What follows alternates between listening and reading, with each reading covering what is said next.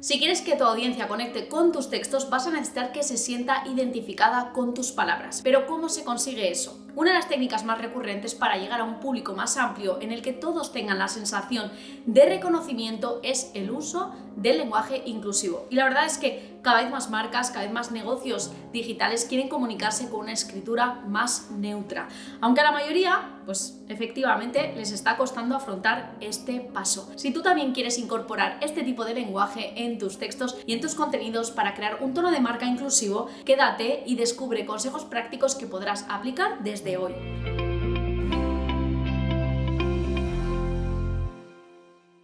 Hola, soy Maider Tomasena, copywriter y fundadora de la primera escuela de copywriting en habla hispana. Y si estás aquí, seguramente es porque tú también sabes que los textos son la clave para conseguir suscriptores, lectores y también clientes. Pero para hacerlos brillar conviene tratar bien nuestra materia prima y por este motivo el lenguaje inclusivo es un concepto que tienes que conocer. Pero antes de entrar en materia, ¿qué te parece si lo definimos? El lenguaje inclusivo es un tipo de comunicación más neutral que la habitual y tal y como te comentaba al principio, es perfecta para que un mayor número de usuarios se sientan en sintonía contigo. De hecho, hay estudios que demuestran que aquellas empresas que utilizan este tipo de lenguaje en sus comunicaciones tienen un 15% más de rendimiento económico que su competencia. Pero más allá de los números, el tono y la personalidad de marca se definen por cómo comunicamos y cómo nos explicamos. Y esto lo vas definiendo con cada decisión que tomas a la hora de escribir. ¿Quieres conocer los 7 consejos para descubrirlo y de paso enriquecer tu contenido? Empecemos con el primero. El primero trata de evitar las fórmulas extrañas como las arrobas o las X. Seguro que ya las has visto en algunas páginas web y especialmente en publicaciones de redes sociales. Quizás para algún título o para algún eslogan muy puntual pueden funcionar, pero no para tus textos porque convierten a las palabras en unas palabras impronunciables. Y no solo eso, está demostrado que estas fórmulas, a pesar de ser inclusivas, bloquean la lectura normal y pueden dificultar la comprensión del texto. Por eso pierden eficacia y por eso no son nada funcionales. Estoy tan convencida de ello como mi segundo consejo, y es que busques términos inclusivos para no abusar de los duplicados. Es muy normal hacerlo. Piensa en todas las veces que dices, escuchas o lees hombres y mujeres, trabajadores y trabajadoras, profesores y profesoras como sujetos de una frase. A mí me suele ocurrir incluso en los vídeos de YouTube que muchas veces hablo de él y de ella. No es una estrategia errónea, pero usarla constantemente en un texto implica un esfuerzo inconsciente a quien te lee. Una solución para no abusar de esta técnica es pensar en aquellos nombres que ya incluyen a cualquier género. Te voy a poner un ejemplo para que lo entiendas. En lugar de profesores y profesoras, puedes utilizar la palabra profesorado. En lugar de las alumnas y los alumnos, puedes convertir en alumnado.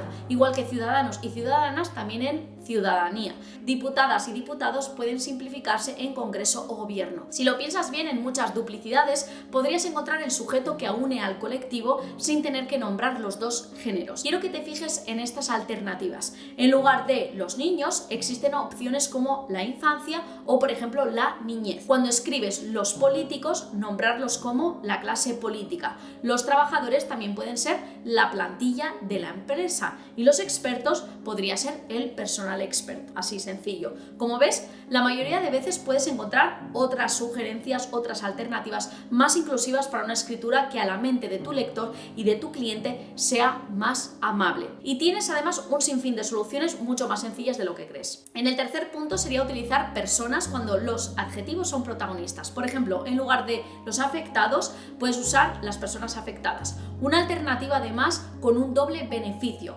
Por una parte, rompe con la tradición de nuestra forma de escribir, que es usar por defecto los artículos masculinos para hablar de todo el mundo. Y segundo, añade una opción más para evitar el exceso de otras fórmulas como la duplicidad. Con esta misma utilidad también cuentas con los relativos. Evitar los artículos de género es más fácil cuando amplías las posibilidades que nos proporciona el propio lenguaje. Es tan sencillo como pensar en sustituir la forma masculina o femenina por el quién. Por ejemplo, en lugar de los solicitantes de la beca o los aspirantes a las ayudas, pues utilizar frases como quienes soliciten la beca o quien aspire a las ayudas. Y pasamos así al quinto punto, porque no solo eso, en muchas ocasiones podemos hablar y escribir sin tener que concretar el sujeto de la frase. Son sustituciones sin sujeto explícito, que dicen todo lo que quieren decir sin tener que recurrir a ningún nombre o a ningún pronombre. Trabajamos en casa ya tiene todo el sentido, no hace falta decir nosotros trabajamos en casa. De hecho, si relees textos que hayas redactado, te darás cuenta que a menudo puedes aplicar este ejercicio, como también podrás hacer con el sexto consejo en base a los verbos impersonales. Los verbos impersonales suelen presentarse con la forma se e incluyen acciones como decir, escribir, contar, creer, anticipar, suponer, entre muchos otros.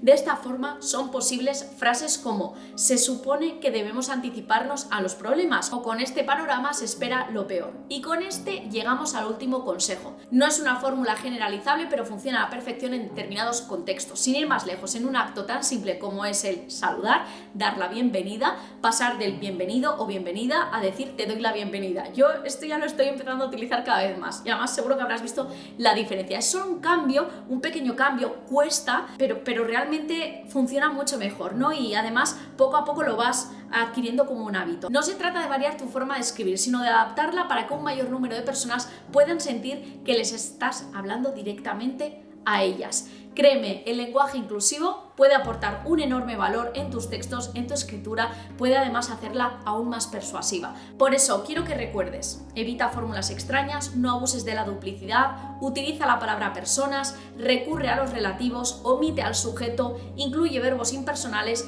y sustituye los adjetivos por la acción. Sé que hay más herramientas para potenciar el lenguaje inclusivo, así que déjame en los comentarios los recursos que tú también utilizas en tu escritura. Estaré encantada de leer tus sugerencias, de que continuemos también con esta conversación, porque me parece una conversación muy interesante. Y ahora sí, gracias por llegar hasta aquí. Recuerda que puedes darle al me gusta y suscribirte al canal para asegurarme de que este tipo de contenidos pues es el tipo de contenidos que quieres ver por aquí. Y dicho esto, nos vemos la próxima semana.